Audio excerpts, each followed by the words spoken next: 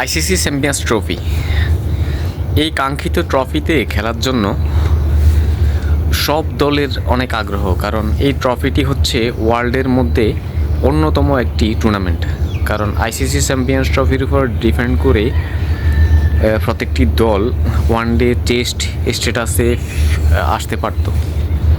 তো এই মুহূর্তে হয়তো ওই ধরনের কোনো ইঙ্গিত নেই যে টেস্ট স্ট্যাটাস বা ওয়ান ডে স্ট্যাটাসে ফিরতে পারবে, কিন্তু এই টুর্নামেন্টটি ঐতিহাসিক একটি টুর্নামেন্ট। আর এই টুর্নামেন্ট পাকিস্তানে আয়োজন করার জন্য নানা রকম সমস্যা ফেস করে পাকিস্তান অবশেষে হাইব্রিড মডেলে এই টুর্নামেন্টটি আয়োজন করতে চাচ্ছে। তো এই টুর্নামেন্টে ইনজুরির পরিমাণ খুবই বেশি। অস্ট্রেলিয়া, নিউজিল্যান্ড, শ্রীলঙ্কা, পাকিস্তান প্রত্যেকটা দেশে ইনজুরি। এটা আসলে টুর্নামেন্টটি কেমন হয় এখন এটাই দেখার বিষয়। মানে এত পরিমাণ injury, Australian captain Pat Cummins সহ আরও অনেকেই, নিউজিল্যান্ডের লকি ফার্গাসন, এবারে যে অনেক প্লেয়ার আইসিসি চ্যাম্পিয়ন্স ট্রফিতে এই প্রতিযোগিতায় অংশগ্রহণ করতে পারতেছে না।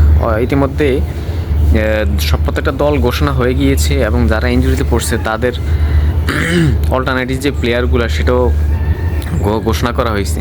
তো এই যে সমস্যার কারণে এখন আর আইসিসি চ্যাম্পিয়ন্স ট্রফিতে যারা বাদ পড়ে গিয়েছেন তাদের ফেরার আর কোনো সম্ভাবনাই নাই। সবাই ভালো থাকবেন। আসসালামু আলাইকুম।